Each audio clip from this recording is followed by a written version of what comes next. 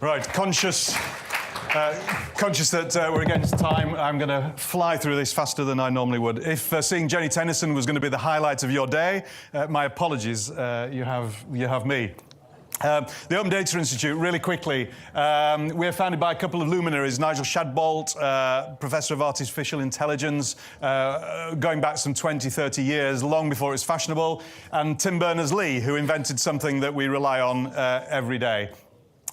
What do? We are a not-for-profit, government-funded, or were government-funded, organisation that promotes the use of open data. I'll explain what that is in a moment. And we do four things. We are a consultancy, so we deliver consultancy, strategic technical consultancy, to governments and organisations in the UK and more, actually, around the world. We have an extensive training arm. We are an innovation startup incubator. We have 5 cohorts of startups. Some of them are in the room today, and we have a lot of membership organisation and partnerships. First question, what is open data? Let's see if we can nail this one really, really quickly. We don't believe that all data should be open, as in openly published. My medical record with my GP, I would prefer, is not open. It's kept just between me and my doctor. You don't need to know which bits are falling off. So that's the sort of closed bit at the far end. What we're trying to move to at the end is data that we call open data, and our definition is data that anybody can access, use, and share. And an example, a silly example, would be something like a bus timetable. You can take that bus timetable, create something from it, and do so without any recourse to anybody. There are licensing implications, which we can talk about at some other stage. Let me fly through. Some of our work, it's wonderful when we get an individual organisation, a government department, a government, a private sector organisation working on their own, but the fun comes when we convene a sector, when we bring a sector together and we do all of these things here, all this range of activities that we need to do. I talk about this, we'll talk about physical activity, the reason for this presentation, but just so you are aware, we have other programmes in other sectors where we're doing very similar things to the stuff I'm going to talk to you about in a moment. The government's open banking programme, we led that and are heavily involved in opening up current account data in order to make switching accounts and competition in the retail market more active. In the pharmaceutical space, we are helping the major pharma companies openly publish data around the resistance to antimicrobials and anti-resist drugs around the world. But the bit we're here to talk about is physical activity. I don't need to tell the audience in this room that we have a problem. The problem is that of inactivity. It's been referenced many times today, and it's been wonderful to hear the different slants, the different perspectives from different constituencies around getting people active. Our job, in partnership with Sport England, is to help the UK population become more active. And one of the ways that is seen as a barrier, or one of the barriers that is seen to that happening, is that even if you decide that you want to become active, actually finding and being able to find those activities and book it is jolly hard. I was speaking at a London Sport Conference in November, I think it was, for Pete, and we timed the difference between the time it takes to go onto the internet and book a hotel in Badminton and the time it takes for you to find a badminton court in Nottingham, which is where I live, and book one. The answer was it took less than a minute to book the hotel in Badminton, and we gave up after about 18 minutes trying to book a badminton court. Our aim in Open Active is to use data to try and help people become more active by making the booking, the session data more easily available, more accessible, so that we reduce those barriers so that more people can get involved. We're grateful to Peter and London Sport because they were the momentum behind this last year, and now this has grown that the ODI has now picked this up in conjunction with Sport England. Back to my travel example here. You decide that you want to go to Barcelona. You want to fly there from London. You need a hotel. Let's assume, for example, that we go to Expedia. Other booking agents are available. We go to Expedia. Expedia don't need to send somebody to check every hotel in Barcelona and Lisbon to find out what the cost is, what the availability is. What's happened is that in that sector, Amadeus and Galileo, the two most famous platforms, have set up standards so that when one hotel talks about a room being available, the next hotel understands the same meaning. When it talks about taxes included, there's commonality, there's interoperability, the things work together, so that when we as consumers go and want to book that room, in flights, whatever it might be, we can use a platform of open data like Galileo and Amadeus to allow us to be able to do that. And what we are doing in the physical activity sector is very similar to that.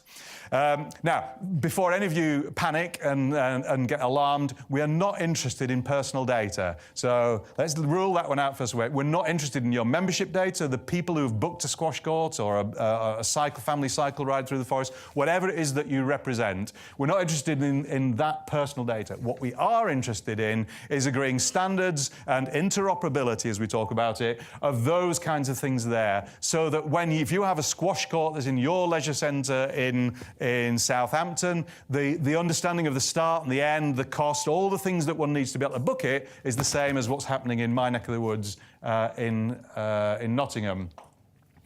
What have we done so far? I wanted to talk a lot more about that, but let's fly through where we've gotten to. There's a lot of training that we've done with some of the NGBs, with some of the other interested parties around physical activity. So we've trained a lot of people. We've built the standards so that we talk about this opportunity booking data so we understand what constitutes a squash session, start, end, cost, equipment included, not included, all of those kinds of things. All the standards are being built and promoted and pushed out to the relevant authorities.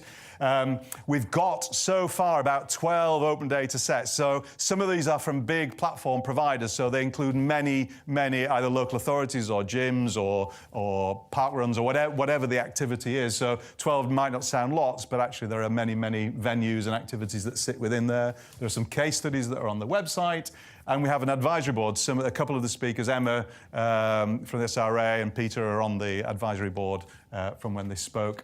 Our next phase that we're just about to kick into is the exciting stuff. So using that data that's been openly published from lots and lots and lots of sources, we then run an innovation challenge, as we call it, a hackathon, some of you might refer to it as, but over a period of time, over 6 months, managed, mentored, in order to create services and apps and other things that will allow either somebody to look at all sports and all activities across the UK, or they might look at a regional emphasis, or they may look at a particular constituency like disabled or women or children or seniors or whatever that might be.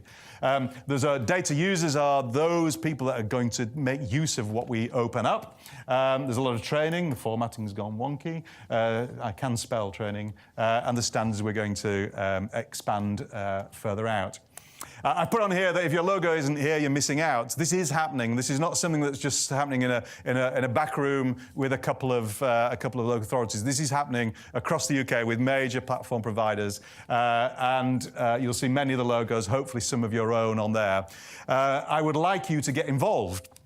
This is the call to action. Everybody in this room, whether you own data or not, whether it's your sessions or whether you outsource it, the management of that to somebody else, can join this initiative. There are other slides that I was going to include from Sport England and from Department of Culture, Media, Sport around grants and the requirement that open publishing data will become increasingly a feature of the conditions of those grants. So this is happening, and you need to get on board with us. And individually, it might be just a case of signing up at openactive.io. For those of you more technically involved, you can get involved in the standards group, so helping define what's the start and end of a badminton court, the equipment costs, the tax, and all of those kinds of things. And there's lots of training and learning resources that you might use. Now, if what I've said hasn't made any sense to you whatsoever, I have my assistant here who will tell you a little bit more about it. If you'd hit the button for me, thank you. Talking about open data. The hackers are coming! The hackers are coming! Now that's the common response. They're gonna steal my passwords, my money, my photos. And there's always one guy that's like, you hear about this open data thing, fam? Yeah, G. Yeah, if I use private mode on my PC, can I still hack it and send my browsing history to my missus? Yeah, G. Okay. Let's clarify what open data is. And I hope they can't actually do that. Yeah, G. So the idea of open data is some data, not personal data, should be freely available for everyone to use, like class listing and booking information. To do this, we open an API That means nothing to me. I'm not gonna Simon, but send me your bank details so I can donate to your favorite charity. So what is an open API?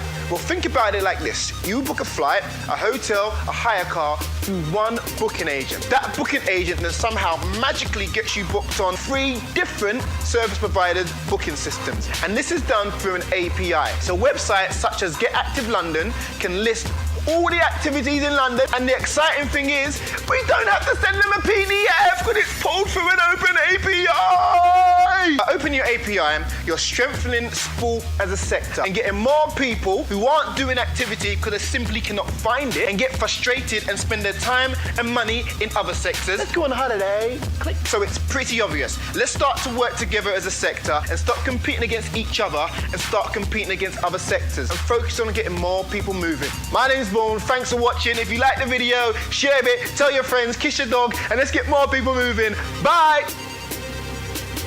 Is that the most exciting video you've ever seen on open data? That, in a nutshell, is what we're trying to do. He is, his organisation is one of the companies, one of the organisations whose data is openly available. As you can see, he's a fairly passionate advocate. I thought I got quite excited about it, but not a patch on this guy. I'll be hanging around in the exhibition coffee area. If any of you have any questions, if a couple of my colleagues are here, I'd love to talk to you more. Thank you for your time. Thank you.